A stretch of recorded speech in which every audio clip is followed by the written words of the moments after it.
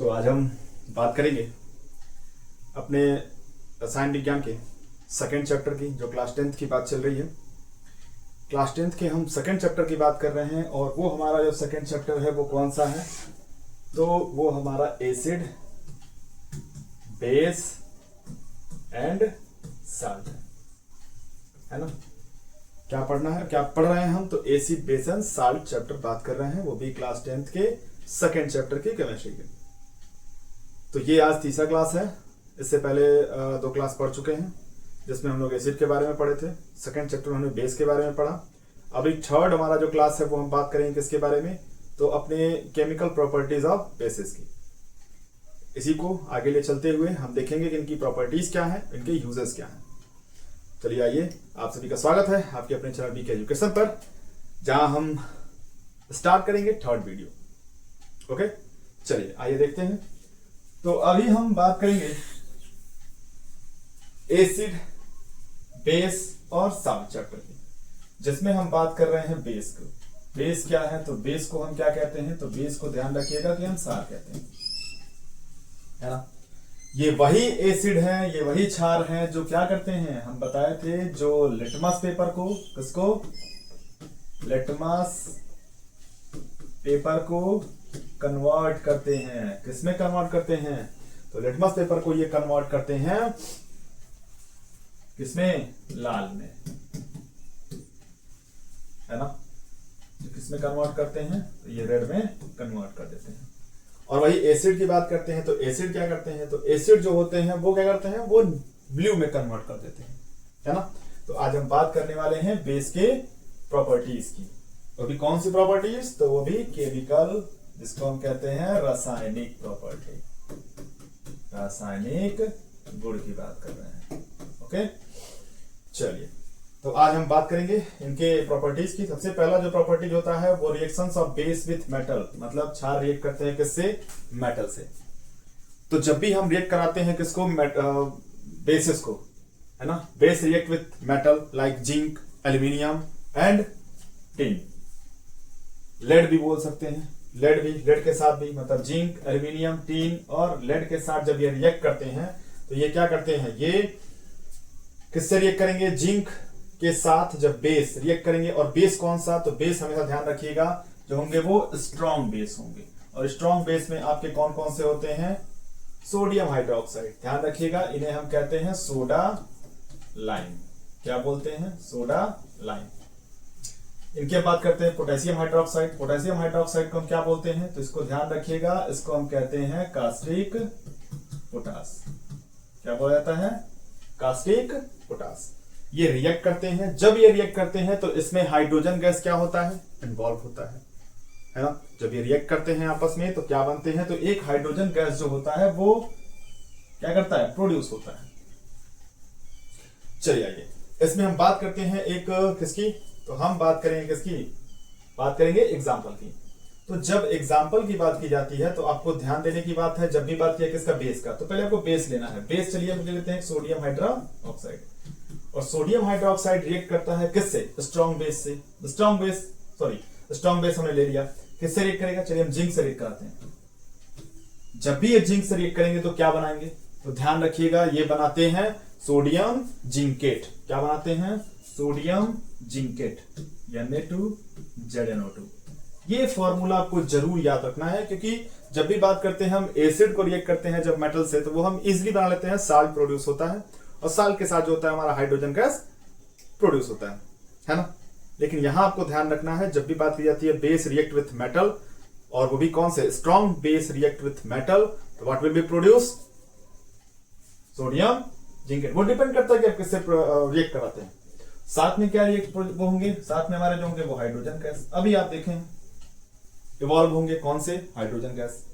एक और एग्जांपल देख सकते हैं, अगर हम बात करते हैं, मान लीजिए जिंक लिया हमने, हम एक ले लेते हैं टिन, है ना। टिन का सिंबल क्या होता है, तो टिन को भी हम रिएक्ट कराते हैं सोडियम हाइड्रोक्साइड से। जब टिन को आप लेंगे तो टिन का जो सिंबल होता है वो होता है Sn, है ना। क्या होता है, Sn होता है। जब Sn की बात करते हैं तो इनका नाम जो होता है वो सोडियम स्टेनाइट होता है। क्या होता है, सोडियम नाइट होता है। और साथ में कौन सा गैस, साथ में हाइड्रोजन गैस जो होते हैं वो इन्वॉल्व होते हैं। क्लियर है? ये आपको ध्यान रखना है जब भी इनकी बात की जाती है, जब भी हमारे जो बेस होते हैं वो जब रिएक्ट करते हैं किससे, strong base react with aluminium, zinc, tin और लेड। जब ये रिएक्ट करते हैं तो क्या प्रोड्यूस करते हैं, सेम यही हमारे जो पैटर्न होते हैं वो प्रोड्यूस करते हैं। नाम इनका ध्यान रखिएगा, नाम इनका होता है सोडियम जिंकेट। नाम ध्यान रखिएगा क्या होता है, सोडियम जिंकेट, सोडियम जिंकेट, ये आपको ध्यान रखना। ओके, एल्यूमिनियम का सिंबल ध्यान रखिएगा Al, टिन का होता है Sn, लेड का होता है Pb, है ना। चलिए, तो ये हमारे क्या थे, ये हमारे थे प्रॉपर्टीज। किसकी प्रॉपर्टीज, तो बेस की प्रॉपर्टीज। वो भी कौन सी वाली, तो हमारे केमिकल प्रॉपर्टीज। सेकेंड प्रॉपर्टीज की बात करते हैं अपने बेस की। तो सेकेंड प्रॉपर्टी जो हमारे बेस की होते हैं वो कौन से होते हैं, तो वो आपको ध्यान रखना है कि सेकेंड प्रॉपर्टी ये बोलता है कि base react with non metal, है ना, नॉन मेटेलिक ऑक्साइड, है ना। किससे रिएक्ट करेंगे, नॉन मेटेलिक ऑक्साइड। तो ये आपको ध्यान रखना है जब भी हम बात करते हैं। तो हमारे जो नॉन मेटेलिक जो ऑक्साइड होते हैं वो नेचर में क्या होते हैं, एसिडिक होते हैं। नेचर में क्या होते हैं, एसिडिक होते हैं, ध्यान रखिएगा। चलिए हम बात करते हैं बेस की। तो बेस जो होते हैं वो रिएक्ट करते हैं किससे, नॉन मेटल ऑक्साइड से, जिससे नॉन मेटेलिक ऑक्साइड से। व्हाट विल बी प्रोड्यूस, क्या प्रोड्यूस होगा, क्या बनेगा। तो जब भी हम इनकी बात करते हैं तो यहां बनते हैं साल्ट, और साल्ट के साथ बनता है वाटर। बात समझ में आई, क्या बनेगा, साल्ट बनेगा, और साल्ट के साथ जो होगा वो क्या प्रोड्यूस होगा, वाटर। बात समझ पा रहे हैं। तो ये आपको क्या करना है, बात समझने वाली है कि जब भी हम बात करते हैं इनकी तो कैसे होंगे। तो बेस जब भी रिएक्ट करेंगे किससे, बेस जब भी रिएक्ट करेगा नॉन मेटेलिक से तो क्या प्रोड्यूस करेगा, वाटर एंड साल्ट। चलिए देखते हैं एक नॉन मेटेलिक ऑक्साइड कौन कौन से होते हैं। ध्यान रखिए नॉन मेटेलिक ऑक्साइड मतलब CO2, SO2, है ना। और भी हमारे एलिमेंट्स होते हैं जो क्या करते हैं, ऑक्सीजन से रिएक्ट करते हैं और वो क्या बना लेते हैं, नॉन मेटेलिक ऑक्साइड हो जाते हैं, है ना। बेस की बात करें तो हम किसी भी एक बेस को ले लेते हैं। जैसे मान लीजिए हमने लिया सोडियम हाइड्रोक्साइड और react with non metallic oxide में किसको ले लें, कार्बन डाइऑक्साइड। क्या प्रोड्यूस करेंगे ये, तो साल्ट बनेगा। साल्ट बनने के लिए होता है Na2CO3, है ना, और लास्ट में क्या बनेगा, H2O। ये हमारे क्या होते हैं, प्रोड्यूस होते हैं।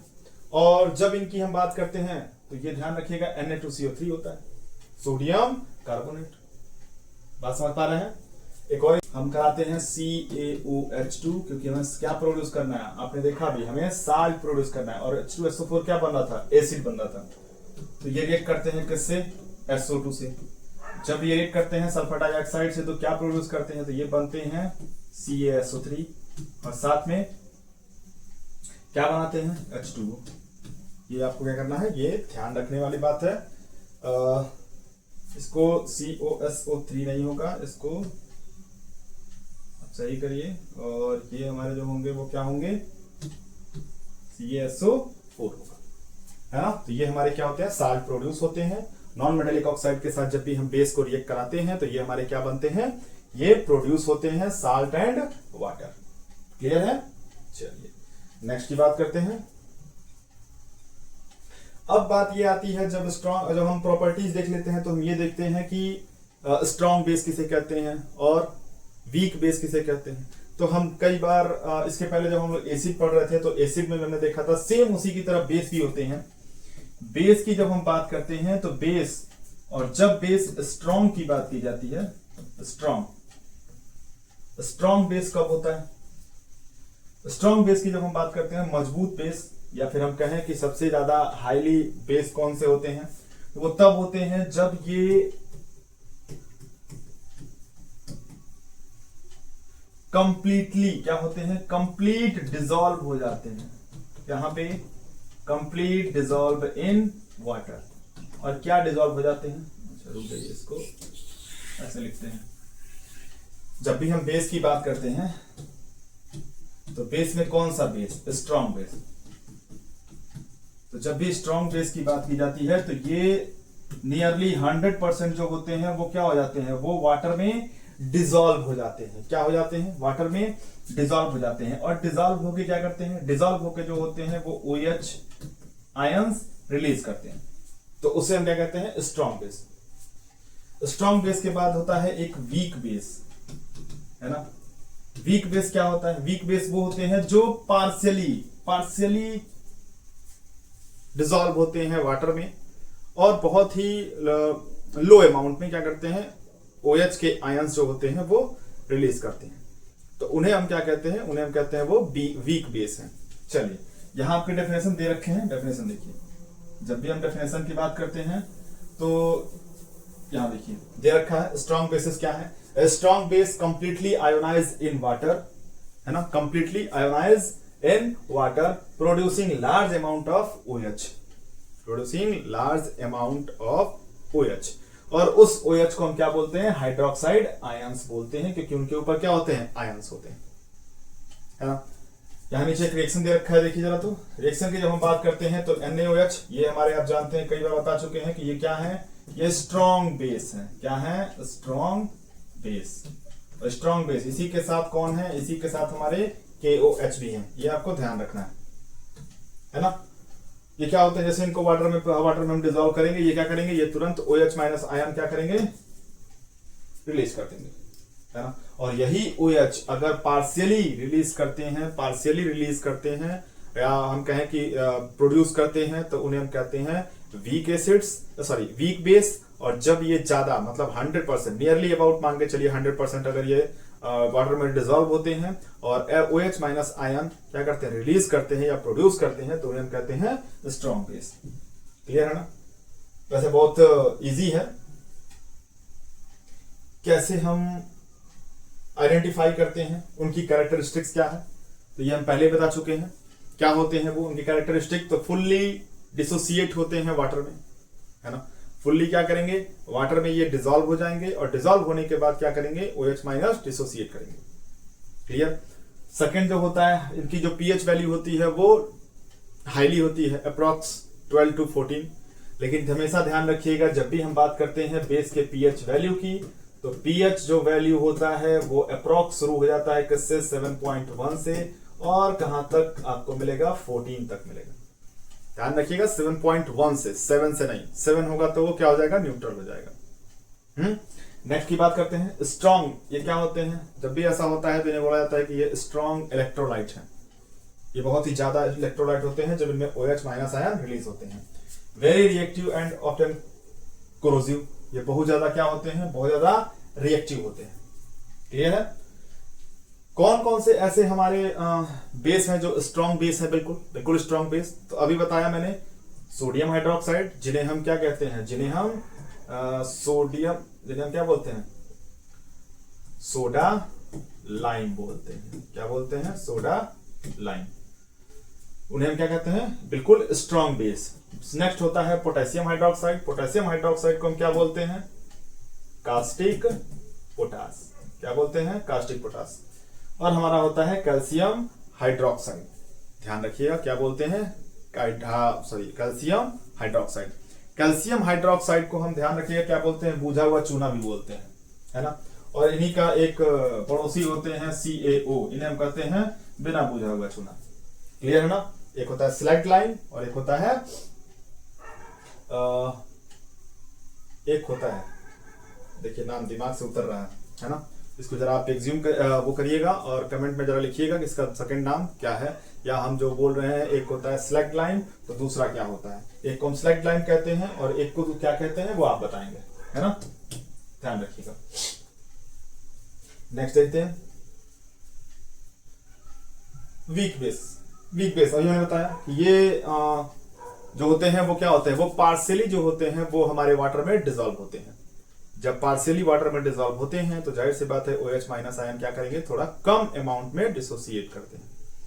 तो हम ये बोल सकते हैं कि एक weak base partially ionise in water. क्या करते हैं? Partially ionise in water. या ऐसे ही बोल सकते हैं a substance that partially dissolve in water, है ना। वो क्या कहलाते हैं? वो बेस होते हैं। और साथ में क्या करते हैं, प्रोड्यूसिंग फ्यूअर बिल्कुल कम में क्या निकालते हैं, OH माइनस आयन रिलीज करते हैं। अब बात करते हैं इनके कैरेक्टरिस्टिक्स की। तो जाहिर सी बात है जो इनके कैरेक्टरिस्टिक्स होता है वो क्या होंगे, तो कैरेक्टरिस्टिक्स की हम बात करेंगे तो ये पार्शियली आयनाइज होंगे, पार्शियली डिसोसिएट करेंगे। इनकी जो पीएच वैल्यू होगी वो 8 से 11 तक होगी। और अभी आपने देखा कि जब हम 100% नियरली 100% जब वो डिजॉल्व होते हैं वाटर में, तो उनका जो पीएच होता है वो क्या होता है, वो 12 to 14 होता है। और ओवरऑल की हमने बात की तो ओवरऑल जो होता है वो ओवरऑल की बात की तो 7.1 से और कहां तक, तो 14 तक चलते हैं। क्लियर है, ठीक। अब बात करते हैं कि इनमें वीक इलेक्ट्रोलाइट होता है। तो जाहिर सी बात है जब हमारा स्ट्रॉन्ग बेस बिल्कुल हमारा क्या होगा, हाईली इलेक्ट्रोलाइट होगा, तो हमारे जो वीक बेस होंगे वो क्या होंगे, वो वीक होंगे, वीक इलेक्ट्रोलाइट। नेक्स्ट होता है less corrosive than stronger base, है ना। जो स्ट्रॉन्ग बेस होते हैं उनसे थोड़ा कम ये क्या होते हैं, कोरोसिव होते हैं। क्लियर है, ऐसे ही आपको ये कंटेंट देने में बहुत सारे मेहनत लगते हैं, है ना, और वो मेहनत हम आपके लिए करते हैं। अगर आपको वीडियो अच्छा लगता है तो जरूर शेयर किया करिए, और आप शेयर करेंगे तो हमारी जो टीम की जो मेहनत है वो सफल होगी और आपको अच्छे से अच्छा कंटेंट प्रोवाइड किया जाएगा। इसमें आपको सिर्फ क्या करना है, इसमें आपको आना है, पढ़ना है, ध्यान देना है, आप बहुत कुछ सीखने को मिलेगा इससे, है ना। तो वैसे हम आपकी हेल्प कर रहे हैं, वैसे आप भी हमारी हेल्प करें और हमारे चैनल को ग्रो करने में हेल्प करें। चलिए नेक्स्ट देखते हैं।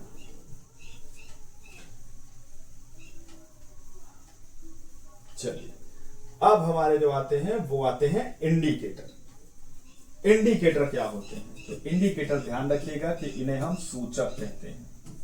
क्या कहते हैं, सूचक कहते हैं। ये जो होते हैं एसिड बेस इंडिकेटर कहलाते हैं। क्या कहलाते हैं, एसिड बेस इंडिकेटर होते हैं। जो हम कह सकते हैं N indicator is the substance that change its colour और स्मेल टू इंडिकेट एसिड्स और बेसिस। हम कह सकते हैं जो इंडिकेट करने के लिए बनाते हैं, जो इंडिकेट करने के लिए बनाए गए हैं हमारे इंडिकेटर्स, है ना। अब ये इंडिकेटर्स जो होते हैं वो ध्यान रखिएगा कि जब भी हम इनकी बात करते हैं तो ये 3 तरह के होते हैं, है ना। वो 3 तरह के कौन कौन से होते हैं, तो ये आप बहुत बार सुने होंगे कि ये जो होते हैं वो क्या होते हैं, तो वो नेचुरल इंडिकेटर होते हैं जिन्हें हम प्राकृतिक बोलते हैं। एक होते हैं सिंथेटिक जिन्हें हम क्या बोलते हैं, जिन्हें हम कृत्रिम बोलते हैं। और एक होते हैं ऑल फैक्ट्री जिन्हें हम बोलते हैं घ्राणपिंड। तो आप ध्यान रखिए जब भी हम इंडिकेटर की बात करते हैं तो इंडिकेटर जो होते हैं वो जनरली 3 टाइप्स के होते हैं, है ना, 3 टाइप्स के। और जब हम इंडिकेटर की बात करते हैं तो ये हमेशा ध्यान रखिएगा कि ये इंडिकेटर जो होते हैं सिर्फ इंडिकेट करने के लिए ही बनाए गए हैं कि कौन एसिड है, कौन से सब्सटेंस बेस है और कौन से सब्सटेंस क्या है, कौन से सब्सटेंस हमारे क्या है, मिक्सअप में है। देखो चलिए, तो अभी आपको सिर्फ एक सिंपल सा डेफिनेशन याद रखना है। पूछा जाएगा व्हाट इज इंडिकेटर, तो an indicator is a substance that change its colour और smell to indicate whether a substance is acidic और बेसिक, है ना। उनके कलर को चेंज करते हैं, उनके स्मेल को चेंज करते हैं और आइडेंटिफाई करने में हमारी हेल्प करते हैं कि वो एसिड है और बेस है। चलिए अब बात करते हैं हम अपने टाइप्स ऑफ इंडिकेटर की। तो जब भी हम टाइप्स ऑफ इंडिकेटर की बात करते हैं तो हमारे इंडिकेटर जो होते हैं वो कितने होते हैं, अभी बताया हमने 3 तरह के। ध्यान रखिएगा टाइप्स ऑफ इंडिकेटर 3 तरह के। ये 3 तरह कौन कौन से, तो एक होता है नेचुरल, एक होता है सिंथेटिक और एक होता है ऑल फैक्ट्री। नेचुरल की बात करते हैं तो अब ध्यान रखिएगा इन्हें हम कहते हैं प्राकृतिक। सिंथेटिक की बात करते हैं तो इन्हें हम कहते हैं कृत्रिम। और जब भी हम ऑल फैक्टर की बात करते हैं तो इन्हें हम कहते हैं घ्राणपिंड, सूचक, है ना। ये 3 तरह के आपको क्या रखना है, क्या याद रखना है, आपको अपने इंडिकेटर्स याद रखने हैं। चलिए अब पहले की बात करते हैं नेचुरल इंडिकेटर की, है ना। तो आपको अच्छे से दिख रहा होगा, जब भी हम नेचुरल इंडिकेटर की बात करते हैं तो natural indicators are substance obtained from plant and other natural sources, है ना। Plant and natural other sources. तो ये बोला जाता है कि जब भी हम इंडिकेटर की बात करते हैं तो ये हमारे जो होते हैं नेचुरल इंडिकेटर्स ऐसे सब्सटेंस होते हैं जो ऑब्टेन किए जाते हैं, लिए जाते हैं, प्राप्त किए जाते हैं प्लांट से और अदर नेचुरल सोर्सेज से, जो क्या करते हैं that change colour acid base solution, है ना, जो क्या करते हैं जो हमारे एसिड बेस के सब्सटेंस के कलर को चेंज करते हैं, और जब चेंज करते हैं तो वही इंडिकेट करते हैं। नेक्स्ट की बात करें, there are 3 types of natural indicator. जो हमारे नेचुरल इंडिकेटर होते हैं वो कितने तरह के होते हैं, वो 3 तरह के होते हैं। फिर से देखिए ये फर्दर डिवाइड हो गए, फर्दर हमारे नेचुरल इंडिकेटर डिवाइड हो गए, और जो हमारे नेचुरल इंडिकेटर डिवाइड हुए वो 3 टाइप्स में डिवाइड हो गए। फर्स्ट सबसे मोस्ट इंपॉर्टेंट, ध्यान रखिए क्या है, सबसे मोस्ट इंपॉर्टेंट है नेचुरल इंडिकेटर में लिटमस पेपर, है ना। अब लिटमस पेपर क्या है, तो लिटमस पेपर एक इंडिकेटर है। Litmus paper is a indicator that indicate which substance is acidic और बेसिक। ठीक, अभी हम बात करते हैं तो जो हमारे वो लिटमस पेपर होते हैं वो कहां से बनाए जाते हैं, तो वो लाए जाते हैं लाइकेन से। जब वो लाइकेन से बनाए जाते हैं तो लाइकेन जो होता है वो हम कह सकते हैं कि सिम्बायोटिक होते हैं। किसके, तो लाइकेन जो होते हैं वो सिम्बायोटिक होते हैं फंगस के और एल्गी के। किसके, फंगस के और एल्गी के। तो ये बोला जाता है कि जब भी हम बात करते हैं लाइकेन की, तो लाइकेन जो होता है वो सिम्बायोटिक होता है। किसका होता है, तो वो फंगस और एल्गी के। ठीक, लिटमस, अब ये ध्यान रखिएगा, पहले भी बता चुके हैं, लिटमस का जो अपना कलर होता है, कभी कभी पूछा जाता है ना, लिटमस का जो कलर होता है वो कौन सा होता है, वो पर्पल होता है। ध्यान रखिएगा, लिटमस का अपना कलर क्या होता है, पर्पल होता है। और इस पर्पल लिटमस को हम क्या करते हैं, जब डिप करते हैं, जब डुबोते हैं, किस में डुबोएंगे भाई, तो जब हम डुबोएंगे अपने एसिड्स में, तो जब हम एसिड में डुबोते हैं तो उनका जो कलर होता है वो क्या होता है, चेंज हो जाता है। बात समझ में आ रही है, नहीं समझे। हमने कहा कि ये अभी रेड पे ध्यान मत दें, अभी आप क्या करें, अभी आप रेड पे ध्यान मत दें, हमारे पास पर्पल कलर भी नहीं है, नहीं तो हम इन्हें कर देते। तो अभी आप सिर्फ ये ध्यान रखिए कि हमारे जो होते हैं वो पर्पल कलर के होते हैं। क्या होते हैं पर्पल कलर के, तो पर्पल हमारे होते हैं हमारे लिटमस पेपर, है ना, लिटमस। अब इस लिटमस को हम क्या करेंगे, हम एक एसिड लाएंगे और एसिड में क्या करेंगे, डुबो देंगे। जब एसिड में डुबोएंगे तो उसका कलर क्या होगा, चेंज हो जाएगा। और उनका कलर किस में चेंज होगा, तो जब भी हम एसिड करते हैं तो वो तुरंत चेंज हो जाते हैं। किसमें, किसमें, तो आप बहुत बार पढ़े होंगे कि एसिड जो होते हैं वो क्या करते हैं, पढ़े हैं, अरे जरूर पढ़े होंगे, तो ध्यान रखिएगा, ये कन्वर्ट कर देते हैं रेड में, है ना, दिमाग से उतर जाता है। एक्चुअली में ध्यान देते नहीं हैं, लेकिन ये सब चीजें जो होती हैं वो आपको ध्यान देने वाली होती हैं। अगर आप इन्हें ध्यान से नहीं पढ़ेंगे तो फिर काम आपका गड़बड़ हो जाएगा, है ना। तो आपको सब में मन लगता है, सिर्फ एक पढ़ाई में मन नहीं लगता है। तो एसिड जो होते हैं वो रेड में, और ध्यान रखिएगा बेस की बात करते हैं तो बेस क्या करेंगे, बेस कन्वर्ट करते हैं किसमें, ब्लू में। अभी ध्यान रखिए, अभी हम ये नहीं बता रहे हैं कि नीले को किसमें कन्वर्ट करता है या लाल को कौन किसमें कन्वर्ट करता है, नहीं। अभी हम सिर्फ बता रहे हैं कि पर्पल कलर का लिटमस अगर है और आप उसे एसिड में लाकर डुबा देते हैं, जब उसे आप एसिड में लाकर डुबा देंगे तो डुबाने के बाद उसका कलर क्या होगा, रेड हो जाएगा। और जब आप बेस में डुबो देंगे तो उसका कलर क्या हो जाएगा, उसका कलर ब्लू हो जाएगा। अब बात करते हैं जो आप हमेशा पढ़े हैं, क्या पढ़ते हैं आप, ये पढ़ते हैं कि अम्ल जो होता है, जो एसिड होता है वो नीले को लाल में कन्वर्ट कर देता है, यही पढ़े हैं ना। और फिर आप ये पढ़े होंगे कि जो बेस होता है वो क्या करता है, वो लाल को नीले में कन्वर्ट कर देता है, यही पढ़े हैं और एग्जैक्टली यही पढ़े होंगे। तो अब आप ध्यान दीजिए, अब जब भी हम हमेशा ध्यान रखिएगा, अब बता रहे हैं एकदम ध्यान रखिए, अपने दिमाग में घुसा लीजिए, एकदम कंठस्थ कर लीजिए, इसको भूलना नहीं चाहिए। हमेशा लिटमस का जो कलर होता है वो पर्पल होता है। इस पर्पल को जब हम एसिड में कन्वर्ट करेंगे या एसिड में डिप करेंगे, डुबोएंगे, तो उसका रंग क्या हो जाएगा, लाल हो जाएगा। और जब बेस में कन्वर्ट करेंगे तो उसका रंग क्या हो जाएगा, नीला हो जाएगा। अब ध्यान दो, अब इस नीले वाले को जब हम कन्वर्ट करेंगे किसमें, एसिड में, तो ये नीला वाला क्या होगा, कन्वर्ट हो जाएगा रेड में। और इस रेड वाले को जब हम डुबोएंगे बेस में, तो वो रेड वाला क्या कन्वर्ट हो जाएगा किसमें, ब्लू में। तब उसे हम कहते हैं कि बेस में जब डिबोते हैं या बेस में जब डालते हैं तो इनका रंग क्या होता है, चेंज हो जाता है।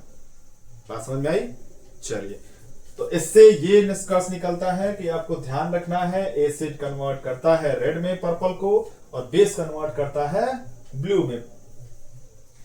नेक्स्ट हमारे नेचुरल इंडिकेटर कौन से हैं? तो ये तो आपके घरों में हमेशा मिलता है, और ये जब आपके घर खाना बनाया जाता है, सब्जी बनाया जाता है, तो खासकर ये आपको देखने को मिलता है। कभी कभी ऐसा होता है कि चोट लगती है तो फिर घर में एक देखे होंगे सिंदूर, मम्मी चोट लगता है तो ले आती हैं, वो लगाती हैं, तो घाव आपके थोड़ी देर के लिए खून जो होते हैं वो बंद हो जाते हैं। कुछ लोग ऐसे होते हैं जो फिर हल्दी ला के लगाते हैं, तो फिर वो क्या होते हैं, वो भी ब्लड को क्या करते हैं, ब्लड को बहने से रोकते हैं। तो ये सब आप ये घरों में मिलते हैं, इसीलिए बोला जाता है कि ये नेचुरल इंडिकेटर बोला जाता है। तो ये नेचुरल इंडिकेटर का कौन सा पार्ट? दूसरा पार्ट। टर्मरिक जो होता है, टर्मरिक का जो जूस होता है वो येलो लिक्विड होता है। वो कहां से मिलते हैं? तो ये ध्यान रखिएगा, इसको ऑब्टेन किया जाता है मिक्सिंग ऑफ टर्मरिक पाउडर, है ना। और जब भी इनकी हम बात करते हैं तो आप जानते हैं इनको रूट से पाया जाता है। ये सब बताने की जरूरत तो है नहीं, ये आपके घरों में मिलता है, सबके घरों में मिलेगा ये, है ना। उसके बाद बात करते हैं इनको हम ऑब्टेन कहां से करते हैं। तो इनको बताने की जरूरत है कि आप टर्मरिक को कहां से ऑब्टेन करते हैं? नहीं, ये सभी जानते हैं, जानते हैं ना। ऐसा तो नहीं है कि ये नहीं जानते होंगे कि कहां से ऑब्टेन करते हैं। कहां से? डालियों से? नहीं, ये कहां से होते हैं? ये रूट से मिलते हैं, ध्यान रखना।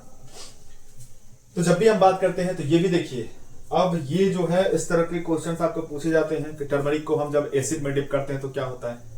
तो टर्मरिक हमेशा ध्यान रखिएगा कि टर्मरिक होता है येलो, होता है ना, हाँ येलो ही होता है, पीला। अब जब इन्हें हम एसिड में डिप करते हैं तो ये रिमेन उसी कलर में रह जाते हैं, है ना। ये क्या होते हैं? ये रिमेन येलो, ये कभी अपने कलर को चेंज नहीं करते हैं।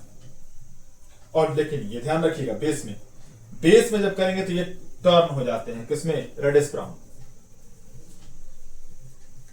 समझ में आई? किसमें टर्न हो जाते हैं? रेडिश ब्राउन में। अब इसको आपको अगर चेक करना हो तो खैर हम एकदम प्योर एसिड्स की बात नहीं करेंगे। अभी जो हमारे घरों में बैटरी होती है, उस बैटरी में एसिड वाटर डाला जाते हैं। उस एसिड वाटर को लीजिएगा और फिर उसमें ले जाके हल्का सा क्या करिएगा, वो मिलाइएगा। हम ये कह सकते हैं या टर्मरिक ले लीजिए थोड़ा सा और उसकी 1-2 बूंद ले लीजिए। हम ये नहीं कहेंगे कि वो एग्जैक्टली पूरा टोटली एसिड ही है ना, लेकिन फिर भी जब भी आप उसको मिलाएंगे एसिड में तो उनका कलर क्या होगा? सेम रहेगा, वो कभी कन्वर्ट नहीं होगा। लेकिन बेस में करेंगे तो क्या हो जाएगा? कन्वर्ट हो जाएगा। क्लियर है? चलिए नेक्स्ट।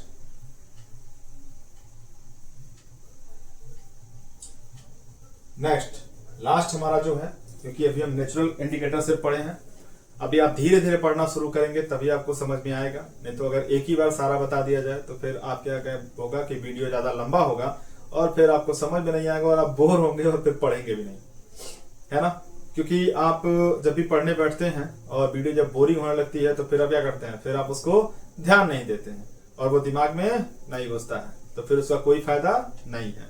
आप कितना भी देख लें, कितना भी वो कर लें, जब तक आप प्रॉपरली लिखेंगे नहीं, ध्यान से बैठ के देखेंगे नहीं, उसको समझेंगे नहीं, तब तक आप इसमें इसको पढ़ने में इंटरेस्ट नहीं दिखाएंगे। तो तीसरा हमारा जो पार्ट है नेचुरल इंडिकेटर का, उन्हें हम क्या कहते हैं? Red cabbage. अब ध्यान रखिए, अब कैबेज, कितने लोग बोलेंगे कैबेज क्या है? तो ध्यान रखिएगा, कैबेज जो होता है वही जो पत्ता गोभी हम लोग लेके आते हैं वही, लेकिन हमारे अभी मार्केट में क्या मिलता है? हमारे वहां मिलता है हरा वाला। और अभी इस समय कितने रुपए किलो चल रहा है? तो अभी की टाइम बताएं हम तो अप्रोक्स मान के चलिए 10 या 15 रुपीज किलो, 10 से 15 रुपए किलो मिल रहा है ना। तो अभी हम इनकी बात करते हैं रेड कैबेज की। तो ये भी जो होते हैं, ये भी एक इंडिकेटर होते हैं जो क्या करते हैं, जो इंडिकेट करने में हेल्पफुल होते हैं कि कौन एसिडिक है और कौन बेस है। क्लियर है? तो ये अभी हम हरे गोभी की बात नहीं कर रहे हैं, आप हमेशा ध्यान रखिएगा, हम बात कर रहे हैं किसकी? रेड कैबेज की। अब इनके कलर की जब बात करते हैं तो देखो जरा, हम जब बात करते हैं तो it is extracted from leaves of red cabbage. ये वहीं से पाए जाते हैं, आप भी जानते हैं, जैसे पात गोभी जहां से मिलता है, फूल गोभी जहां से मिलता है, वो भी यहीं से मिलते हैं। Its colour remain red. हमेशा ध्यान रखिएगा, अगर हम इन्हें क्या करते हैं, जब भी हम इनकी बात करते हैं तो एसिड में जब इन्हें हम मिलाएंगे तो एसिड में मिलाने पे इनका जो कलर होता है वो रेड कलर ही होगा। लेकिन जब भी हम बात करते हैं कि इन्हें हम बेस में मिलाएंगे, बेस में मिला दिया, जब बेस में मिला दिया तो इनका जो कलर होता है वो ग्रीन हो जाता है ना, क्या हो जाता है, ग्रीन हो जाता है। अल्कलाइन सॉल्यूशन क्या होता है, ध्यान रखिएगा, ये बेस की बात कर रहे हैं, है ना, क्योंकि जो मेटल होते हैं वो हम जब पीरियोडिक टेबल बताएंगे तो उसमें हम लोग देखेंगे कि एक अल्कलाई मेटल होते हैं और एक अल्कलाई अर्थ मेटल होते हैं, है ना। तो अभी उनमें टाइम है, अभी आप एक एक करके पढ़ते हुए चलिए धीरे धीरे, फिर हम आगे बढ़ते चलेंगे और ये हमारा वीडियो का सिलसिला आगे चलता रहेगा। बस आप सपोर्टिव रहिए, सपोर्ट करिए और वीडियो कंटिन्यू देखते रहिए। बात समझ में आई? तो अभी की अगर हम बात करें तो अभी हम लोगों ने बहुत सारी चीजें पढ़ी, सिंथेटिक हम बाद में देखेंगे। अभी हम अगर बात करते हैं तो आप हमेशा ध्यान रखिएगा कि हमने अभी क्या पढ़ा, हमने अभी पढ़ा इंडिकेटर। क्या देखना है आपको, इंडिकेटर। और जब हम इंडिकेटर की बात करते हैं तो इंडिकेटर जो होते हैं वो क्या करते हैं, वो इंडिकेट करते हैं कि कोई सब्सटेंस एसिडिक है और बेस है। तो इंडिकेटर की बात करें तो ये 3 टाइप के आपने पढ़ा और 3 टाइप में सबसे पहला जो था वो नेचुरल इंडिकेटर था। क्या था, नेचुरल इंडिकेटर था। नेचुरल इंडिकेटर को हम क्या कहते हैं, हम बोलते हैं प्राकृतिक सूचक। क्लियर है, क्या बोलते हैं, प्राकृतिक सूचक। सेकेंड जो हमारा इंडिकेटर होता है उसे हम बोलते हैं सिंथेटिक।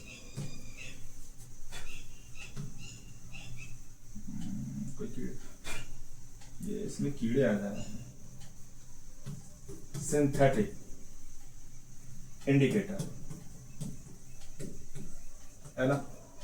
सिंथेटिक की बात करें तो इन्हें हम कहते हैं कृत्रिम। कृत्रिम क्या, तो सूचक। हम सूचक की बात कर रहे हैं तो फिलहाल उसी की बात करेंगे। और लास्ट में जो हमारे होते हैं वो ऑल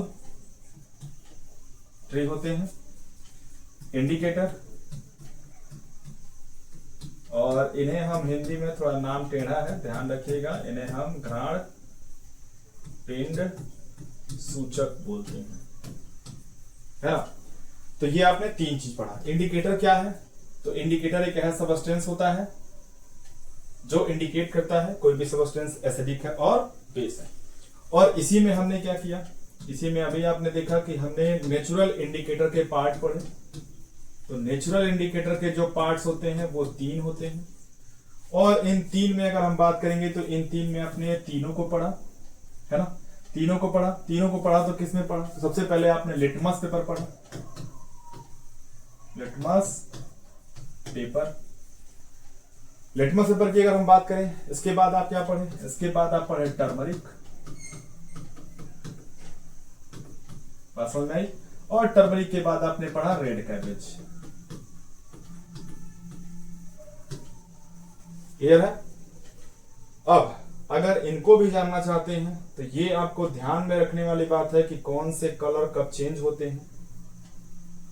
तो जब हम इनके कलर की बात करते हैं तो लिटमस पेपर को हमने अभी बताया, अभी तुरंत, कि लिटमस पेपर जो होते हैं वो एसिडिक में क्या करते हैं, तो एसिड में कन्वर्ट करते हैं रेड में, और बेस में क्या करते हैं, बेस में कन्वर्ट करते हैं ब्लू में। और ये एक दूसरे को भी कन्वर्ट करते हैं, रेड को ब्लू में, ब्लू को रेड में, है ना। टर्मरिक की बात करें तो टर्मरिक को अभी हमने आपसे बताया कि एसिड में क्या होता है, रिमेन येलो कलर, है ना। और जब हम बेस की बात करते हैं तो बेस में ये क्या होते हैं, रेडिश ब्राउन। क्या होते हैं, रेडिश ब्राउन।